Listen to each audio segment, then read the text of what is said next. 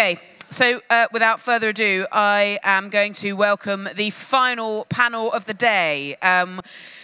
This panel is called Mental Mums. Great title. Please welcome back to the stage, in a moment.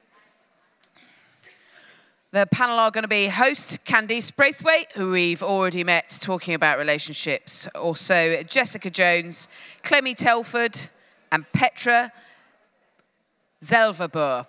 Oh, fingers crossed. Yeah. Please start clapping now. Hey, welcome, welcome.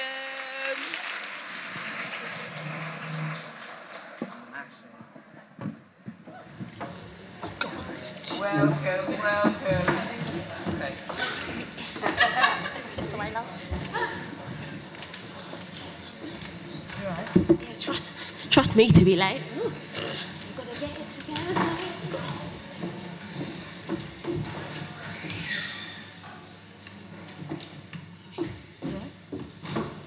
Very bright, isn't it? Hi guys. Today we're going to talk about being mental. Hard for some. I'm Candice. I'm sure you guys have seen me before. God, I didn't mean it like that. I've been up here before. I'm the host of this panel. I have these three lovely ladies who I know pretty well, most of them, but I'm going to let them introduce themselves. Shall I start? Yeah. It's really awkward, this bit, isn't it? I'm Clemmie Telford. I'm mother of 3 kids. What is my job these days? Nobody knows. I'm a creative director by trade, but I guess I'm an influencer. Somebody needs to think of a different title. And I have a blog called Mother of All Lists, which is a collection of first-person stories about pretty much everything. And I have mental health issues, I guess, otherwise I wouldn't be here. Whoop! So that's good. I'm all right with it. I've suffered with anxiety probably for as long as I can remember, and actually, not funnily enough, that's not the right turn of phrase, but Candice and I were talking about the fact that last year this event was held in Manchester, and both of us took it upon ourselves to take our newborn babies to Manchester and back for the day. Greta must have been, it's making my palms sweat, about like 10 weeks old, and we had to go on stage, talk about mental health whilst being in a very, very dark place, and then it finished, and I was like, I've now got to get back to Peckham from Manchester. I remember ringing Ben and I'm so far away. So I feel so much better than I did a year ago, Yeah. which is nice. Yeah, that was not our our finest moment. No. Jess, how about you, babe? I'm Jess. Oh, I feel really close, sorry. I always get told to sit far back because I cackle really loud.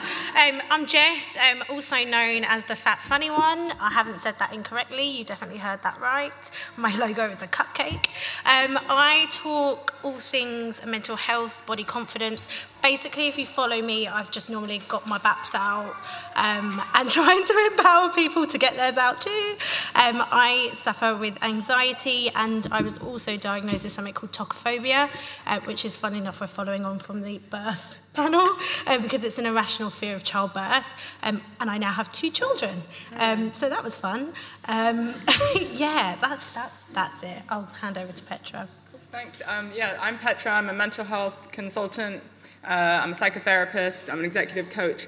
I've got 2 kids. So I've got a 15-year-old and a 12-year-old. And I guess my connection to the topic, besides my job and what I do, I also want to channel, there was a panel person a little while ago that said there's no job that you can wake up every day and love what you're doing. I want to challenge that, because there is. Like, you can find the thing that you're passionate enough about that you want to wake up every day and can't wait to do that thing. So just wanted to say that. But for me, when I had a toddler and a baby, I was deep in the thick of alcohol addiction, and definitely on more than one occasion wanted to drive into a brick wall. We were told to keep it light, but I was like, am I on the right show?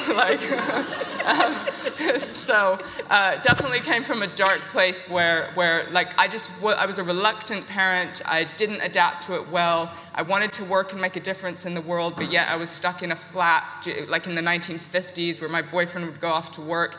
And the loneliness was so excruciating that I just convinced myself that my own kids would be better off without me. that's as intense as I'll get. I'm going to do like hopeful stuff afterwards, but that's my intro. Okay, so Clemmie and Jess, I'm going to kick off with you both, because in my mind, you've both recently had kids, because these babies are under 1. So that's recent in my mind. I think we all have babies within like 4 weeks of each other, yeah.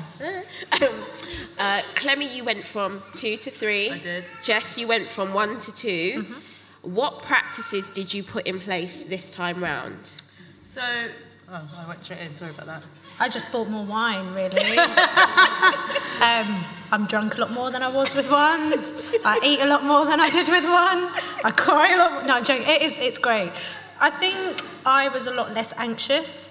I think when you're a first-time mum, you worry about absolutely everything. Like, Sophia would have like a rash and I'd ring, Mum, she's got a rash, oh my God, what am I going to do? And now Bella has a rash and I'm like, oh, she'll be fine, like whatevs. Like, her leg's falling off, she'll be all right.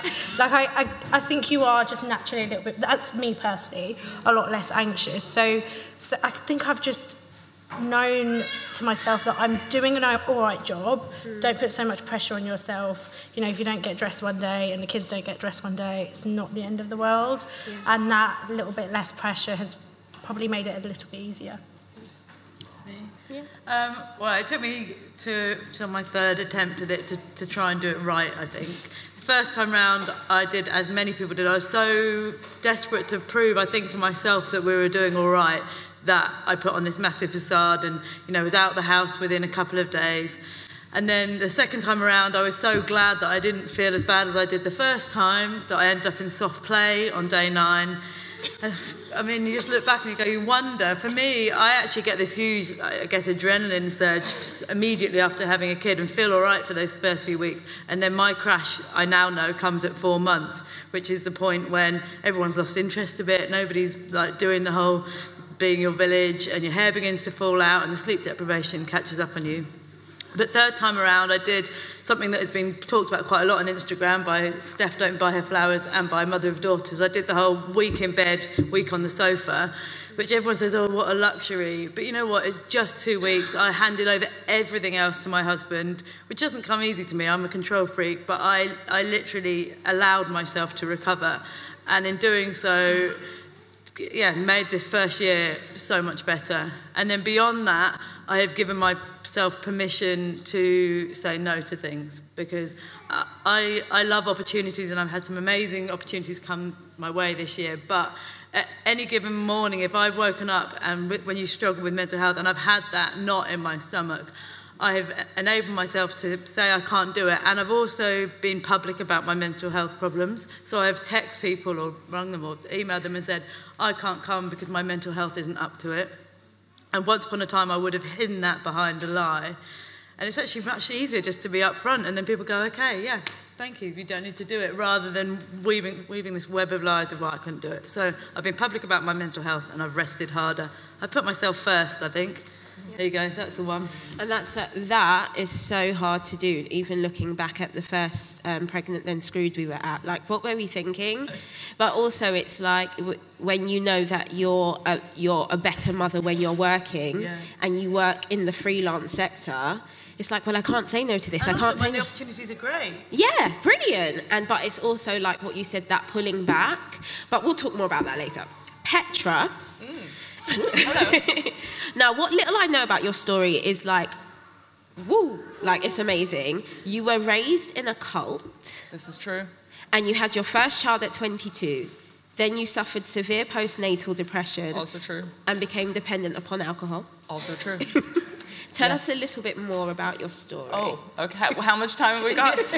No, well, briefly, yeah. So I had a really alternative upbringing, and I guess I'll think about the places that it led me to. So one of the key features of being raised in this religious cult was traveling a lot, which was great, but our parents didn't believe that we needed an education. So I came to pregnancy. I was pregnant at 22, had my son at 23, and I just moved to London, to the UK as well.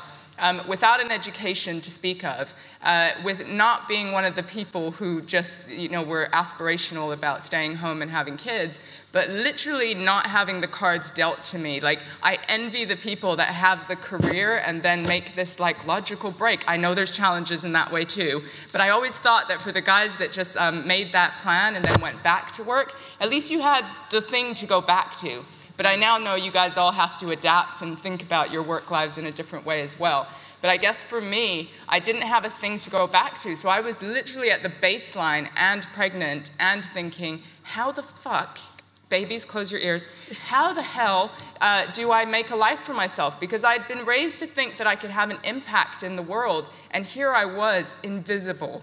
I think that's probably the most striking emotion that I remember of first having a child, was the feeling of invisibility. I would walk down the street, and it was partly, now I know that it was partly my doing. I wouldn't give eye contact to anyone. I would look at the floor, because I was like, don't look at me, don't look at me. And then the feeling would perpetuate of absolute invisibility and isolation. And I love what you're saying about talking about your mental health. I had to learn that the absolute hard way, that being visible and authentic about who we are is probably the single biggest thing that can make a difference in our lives. And then, like I said, how long have we got, right? But to round that off, what I ended up doing was educating myself. So I had this moment where I made a choice, and I made the secret deadline for myself. And there had been several occasions where I'd put my kids in danger, and I'd done very risky things for myself, just from a place of absolute hopelessness and despair. And I remember this day as if it was yesterday, and I looked up at the ceiling as I woke up, and I wanted the day to end before it had even begun. You know that day when you wake up at 6 or 7, and you're like, there are 14 hours to go before I get the break of sleep? How the fuck am I going to get to 11 o'clock, much less 5 o'clock? Oh, sorry, there's a little one in the front. She's been here all day, right? Yeah.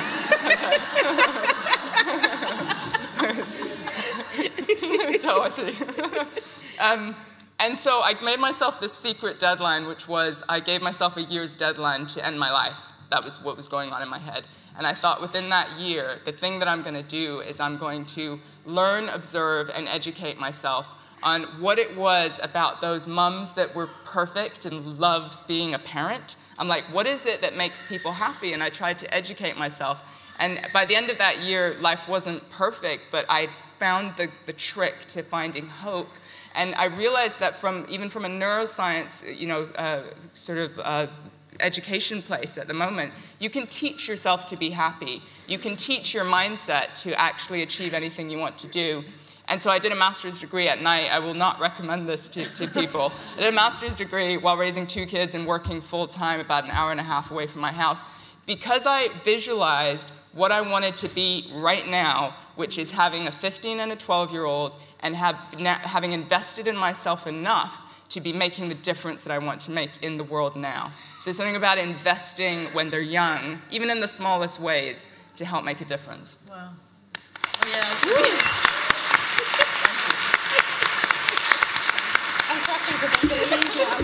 I'm clapping because I'm like, it's finished. Like I've got nothing to say now. I'm like, forget it. It's not over till it's over. Clemmie, you've recently spoken publicly on Instagram about you and your husband Ben attending couples therapy. Yeah. Has this therapy personally helped you handle the mental load? Yeah. Yeah, I mean, first of all, it blew up actually on Instagram when I posted it this week, which I didn't really expect, and I don't know why, but that if anyone can find it in themselves to have the capacity to go to therapy, either for yourself or for your relationship, it is, this, I believe, the single biggest gift you can give yourself to better, it's not as good as hers, but to better understand yourself and the way you process things. And also, as a couple, we went to therapy because our marriage had, at that point, it felt like reached the end of the line. A lot of people said to me, oh, how did you persuade him to go? There were no other options. So it was like that, and he thought there wasn't much to talk about. And I just sat there and watched it all come out of him. But it gave him the tools to speak in a way about his emotions that he'd never been able to. But also constantly reminds us to to remember why we got married, because actually when you've had kids, that, especially in the first year, I remember looking at him and thinking, fucking hell, I've made a human with him. I can't even stand to look at him. And that wasn't, and I now know that didn't equal that our marriage was over. That is what hormones do to you. It's like, do not touch me. I've had beings on me all day. I just want to be by myself. Anyhow, that's an aside. Sorry, Ben, who is now currently looking after our 3 kids. But what was my point? Do therapy. No, but to remind you why you got married, because you did, and that meant there was something good, but also to come at things from a place of self-care. And the big light bulb moment from our therapy this week is the emotional load that women have, that feeling that you're a constant nag. My therapist reminded me that actually that was my way of saying, help me, I'm overwhelmed. And that is what it is. When you're reeling that list off, it's going, all of this is in my head, please relieve me of it. And that made me feel better about myself, that I'm not a nag. And it made Ben understand where I was coming from. And those small shifts can stop something unfurling into something much bigger. Jess, you openly spoke about, am I saying it right, tocophobia? Yeah. During your last pregnancy, and your struggle to be taken seriously. Yeah. That's what's really important. What advice would you have for women facing a similar issue? I know I mentioned it, so it's hard because we were talking about it behind there. So tocophobia is, the kind of clinical definition is the irrational fear of childbirth. So my fear wasn't like, oh, you know, like we would naturally, I'm scared of what's going to happen. I've got to get this whole baby out of a very, very small space. Just putting it out there. It wasn't that kind of fear. It was, I was absolutely convinced that I would die when I had my baby. Like that was a genuine thought. I had recurring dreams about it. And all I got told all the time was, you're just nervous, you're a first-time mum. I was 22 at the time as well and had Sophia when I was 23. So they were like, you're just, you know, you're young, you know, don't worry about it. And the turning point for me, I went to see the head of midwifery-led unit at my hospital, who told me I was too posh to push and that I wasn't considering the safety of my baby, and did this big report, and she was awful to me. And as I walked out of the appointment, I had like a 2-year-old style tantrum. Like, I'm talking like I threw myself on the floor, like I lost it.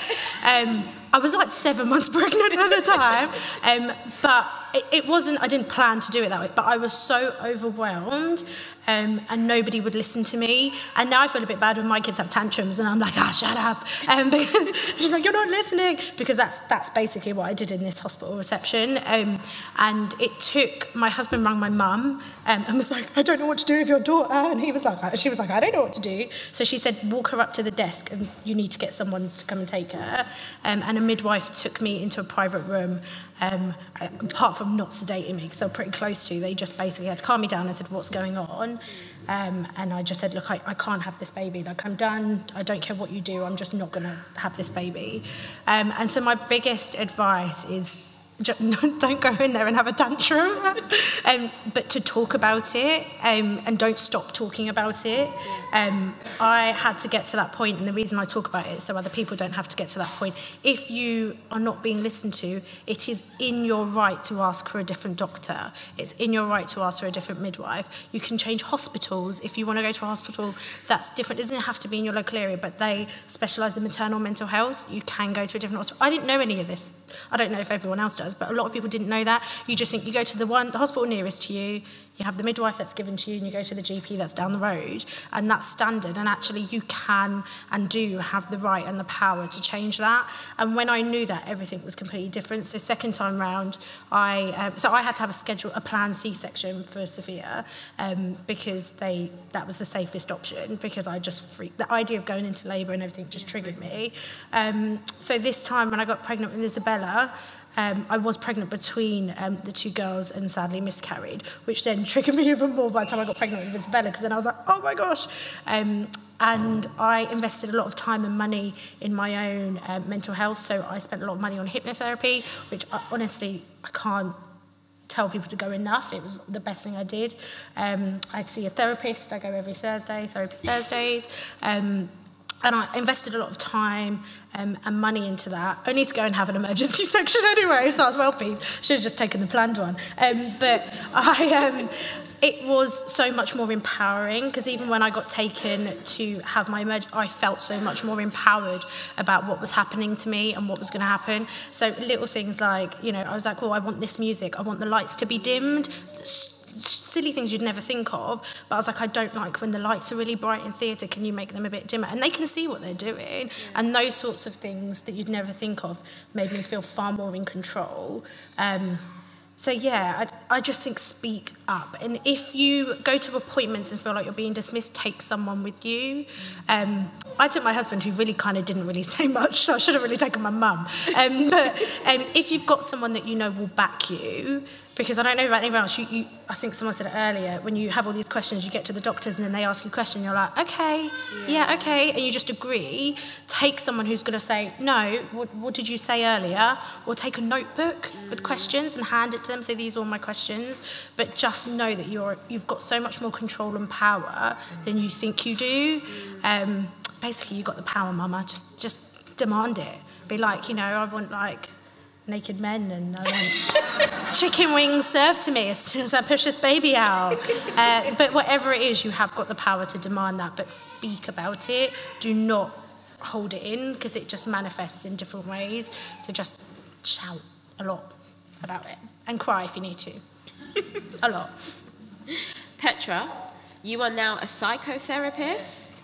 Would you say that your personal experience has helped you in regards to your clinical expertise?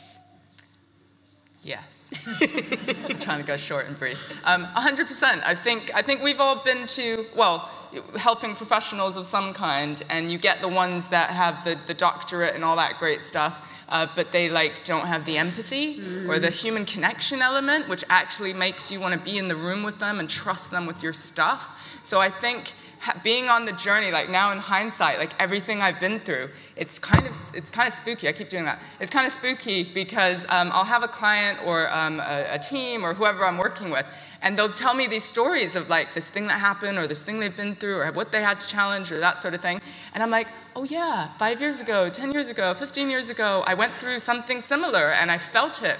But also, we don't need to go through the exact same thing in order to be able to connect to the pain authentically, the thing that we've been through, because that's the trick that can help people feel seen, heard, listened to, and help move them forward. So yes, but it's hard to say, well, it's hard to say would I even be on this path had I not had all the stories that have gone on for me, right? Yeah. Clemmie, oh, I had you know when you got a brain blank? I was just like, oh, no, sorry. You could have got away with it. Clemmie and Jess, I think a lot of people in this room know you via social media. You both have a strong presence on there, specifically Instagram. Now, would you say that with mental health, is social media a help or a hindrance? For me, social media has been a saviour. When I got diagnosed with generalised anxiety disorder, I walked out of the doctors and felt like a complete freak. And then in time, I spoke to friends and realised more people suffered. And then Instagram is the big version of that. The more I put out about my mental health struggles, the more I realise that it affects everybody. And actually, for me, what's really reassuring is it's always the people you least expect. It's always like, oh, that girl's got her shit together. Her head must be in a great place, and it rarely is. And so just normalising it, which I've learned through social media, has been unbelievably healing. However, of course, we all know that thing we do when you're already feeling low, and then you go into this scroll hole, and you're deeply, deeply in, self-harming. And that is the negative, but I really try and be responsible for that myself and physically take my phone away from me. Also, just before Jess goes in, I didn't know this. I knew you could mute people's stories, but you can mute their posts. And sometimes... Oh, then you can just go in if you want. You can just go in. You don't have to unfollow them, so there's none of that awkwardness. But if for some reason someone's life is giving you anxiety or making you feel like you're not good enough, you can mute their post. You don't have to, you know, there's none of that awkwardness of, oh, you unfollowed me. It's just... They just need to sort out WhatsApp, so then you can leave without the dramas, right? No politics. But yeah, that's just a little takeaway if people want to be on Instagram but find themselves taking on. Yeah, because sometimes there are people on there that I really enjoy their content, but I have to be in the right headspace myself. Yeah, this is it. But Jess, sorry. I think it's 50-50, but I definitely think it's how you manage it. When I do my events, one of the whole section of it is on social media detoxing, and a bit like unmuting, but unfollowing people that trigger you or make you feel some type of way, but not just unfollowing them, doing the kind of self-reflection as to why that person triggers you. Yeah. I followed a load of people, and there was one girl for ages, and every time she posted, I was like, what an idiot. You know when you just, and then you like screenshot it, send it to your friend, and be like, look at this dickhead. I don't do that. I'm going to be real, but we all do it. If you didn't do it, then you're lying. But we all have people that we look at, and actually it's when I did a bit of self-reflection about why she triggered me in the first place, and it wasn't necessarily a place of jealousy, but I was so envious of her, I guess I was jealous, of her attitude to being just herself. And I was like, I want to be like that. So it wasn't necessarily jealousy, but I actually aspired to be a bit more like her and realised that's why she was triggering me. And I did unfollow her for some time, and I felt better about it. But I definitely think it's a mixture of a help and a hindrance. I get trolled a lot. I don't share it, and so people get really surprised when I say it, and I don't share it because I don't want to give them a voice, because they're just a bunch of idiots. But people literally message me, tell me to kill myself all the time. Are you serious? Yeah, I get told I'm fat all the time, but I have a set picture of me eating a slice of cake that I respond with all the time. So I literally have this picture of me going on this slice of cake, and every time someone messages me going, oh my God, you're so fat, I just send back this picture, and it says something like, thank you. I'm that people do that. Yeah, and I think what's bad is that I'm used to it. So that's where my hindrance comes in, is that you can't control what other people do, but what you can control is how you react to it. So I'm very sure of who I am now, and I'm very comfortable with who I am. And when you get to that point, it does almost become amusing when people are like, you're fat. And I'm like, if that's all... My blog name is The Fat Funny One. I'm owning it. How you think that's going to insult me? It's astounding how rude people can be. Honestly. Someone messaged me and said that I'd aged terribly in the last 5 years and I should have Botox. I'm just like, cheers. I just think you have to be very accountable, because we like to play the blame game. I blamed all these other people for posting stuff that I didn't like when I was in control of my feed. So you have to be accountable for it. But if at any point you feel like it's too much, a few weeks ago I just deleted the app off my phone for a few days, and I know that's because I've got no self-control, so I would still go on it if it was on there. So I just deleted it for a few days, and I kind of got my shit together, realigned, and then came back and was like, hiya. At least you know to do that. And that's what and that's what I always tell people. Just know if you're getting a bit like, everything's annoying you and everybody's saying stuff and you're irritated, just delete it, delete it. And I was worried, no one's going to like my posts and I'm going to lose out on opportunities and all that. You know what, it doesn't matter, because my health matters, my mental health matters, my children matter. So just take yourself away from it. It is just an app. Yeah. And I think we often forget that. No one would come up to me in the street and call me fat, and if they did, I'd probably eat cake in front of them too, or get my belly out. I just don't care, and that's the beauty of it. But I definitely think it's a mixture. Yeah. But you have to be accountable for your feed, be accountable for what you're looking at and what you're absorbing, which is why I follow loads of food accounts. They'll always inspire you and they'll never be horrible. So I obviously follow all the girls up here and quite a lot of people, but honestly, food accounts are the way forward. Clemmie, speaking of the internet, you run a website called Mother of All Lists, and a lot of the lists are they are so open. Yeah. These women literally feel really comfortable sharing this stuff with you. Why do you think that is? First of all, I feel like honoured and humble and all those words. When the email comes through in my inbox, and obviously even the ones that go out anonymously, I've had huge dialogues with them, and I'm always blown away that someone has shared that with me. I think it's because it came, that Mother of All Lists begun as my own therapy. I shared all my own issues and hung out all my own dirty washing in public. And so I hope that I'm coming at a place a journey with myself and trying to learn, and I always hope that all of us who have bigger social followings, there shouldn't be a hierarchy. I really believe absolutely everyone's got a story, haven't they? This feels like an aside, but we've just come back for a holiday, and Ben kept on telling me off because I was forever staring at people, apparently. But all I'm doing is, when you're on holiday, you're just trying to figure out people's stories, aren't you? And you can learn so much particularly from other women. Yeah. And that's the thing that excites me, hearing other people's stories. And I love, with Mother of All Lists, I'll put a blog post out from someone who feels like they've got a really niche problem or issue or experience, and then all this community come out of the woodwork and gather around them, and they go off and become their own little thing, and that makes me very happy. I am really conscious of time, so I'm going to zip through these 2 last questions.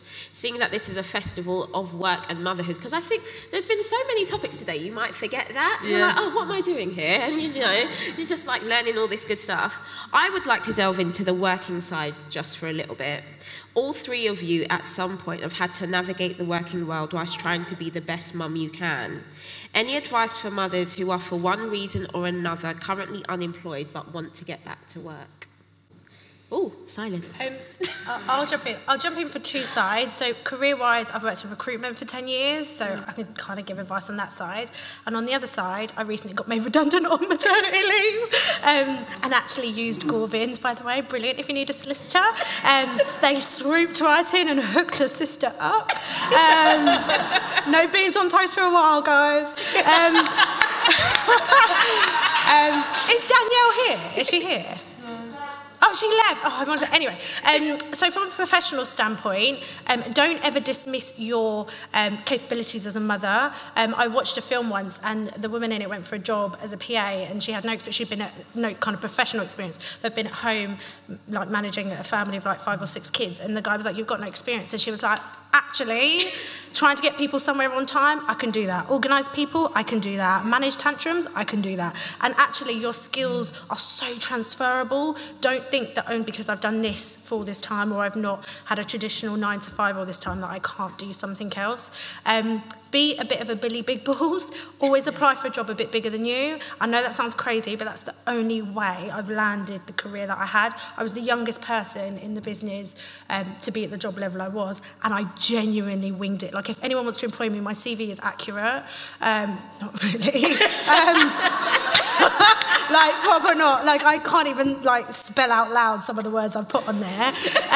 But go for something. I know it sounds ridiculous, but you will find a way to learn it. Like, that's what I told myself. I wanted the bigger job. I didn't know how to do this. I'll Google it. I'll research it. I'll shadow someone who does it. Yeah. You have got the capabilities. The only thing stopping you is your mindset. It's not the lack of opportunity. It's not the lack of jobs out there. It's not the lack of experience you have. It's your mindset. If you want it, you will get it. And I know that sounds so airy-fairy, and people will be like, well, I haven't got the money and I haven't got...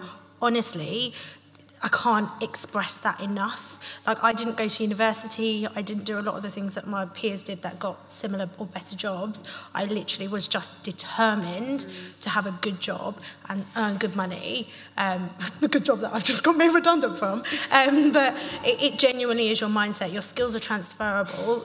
There's loads of... places on Instagram as well where they'll help you write your CV for free, or just jazz it up for you. Send it to me. I'll put a few long words in there. You'll be sorted. If you want to take mine, go for it. I'm sure I took someone else's. But it's just your mindset. You genuinely have the power and the capability to do whatever the hell you want to do. You just have to make it happen. So just write it down. Obviously, I can't be like a psychotherapist or nothing. Like, I wouldn't bring that. Well, but like... Yeah, but, I mean, you could if you really wanted to be. If you give me the right words to put down, I'll write them down. Like, be right. But also, yeah, probably. I'll give you a psychotherapy dictionary. But, like, I had no idea when I was on the floor with my 2 kids and, like, just everywhere and feeling shit, that I would be running my own business and doing keynotes internationally and doing the things that I'm doing. Like, I didn't even have the capability to, like, vision board that shit, right? I had no idea that I'd be on stage and doing the things that I'm doing. doing. But what I did know is that I needed to get out of my comfort zone every single day in some way. So whether it was volunteering locally, whether it was talking to somebody that I was intimidated by and putting myself out there, there's an opportunity every single day to build your confidence, to network, to do the things, and take the opportunity, because that one leads to the next one and leads you to, like, you don't even know where you're gonna, like, don't limit yourself by dreaming small, right? Yeah. Just keep doing the next right thing. Clemmie, final word. Mine would be, it sounds like a real cliche word, but to network. Men figured this out an awfully long time ago, right? But even in your NC2 group, to use a cliche, I was talking to someone, you often introduce yourselves based on the number of weeks pregnant you are or whether you're having a boy or a girl, but go around and find out what jobs they've got and ask your mates and get them to give you a job. When that first started happening for me, that my mates would hook me up with a job, I felt like I was cheating. But that's the way the guys have always done it. You're like, oh, actually, I've got a mate who could do that, and put their CV to the front of the pile. So have those conversations. And then we've got to be better at talking about money. I found, after having kids, ended up being paid 50% less than I should have been for the role that I was doing. Absolutely horrified, but partly I take responsibility for that because I wasn't brave enough to have those difficult conversations. And a piece of language that I then started to use when I was negotiating jobs was to say, I need to be paid what I'm worth. Do the research, find out what your market value is, and even that 10-minute conversation can make the difference between a substantial pay rise, which then changes everything in your life, doesn't it? So it's worth, like, sucking it up and being awkward for 10 minutes and saying, I need to be paid what I'm worth, and then hopefully the rest will happen from there. Guys, I am so sorry. Why did I get the EastEnders role? I'm like the doof, doof, doof, doof, doof. We have come to the end of time. We've come to the end of the festival, haven't we? Oh my God. I am so sorry. I don't even think we've got time for questions, but hit these lovely ladies up on Instagram, find Petra's email, grab her outside, but they're about to close the doors on us, so I've got to go. Turn the lights. Have a lovely time. Thank you. Give it up for the last panel. Amazing. Thank you so much.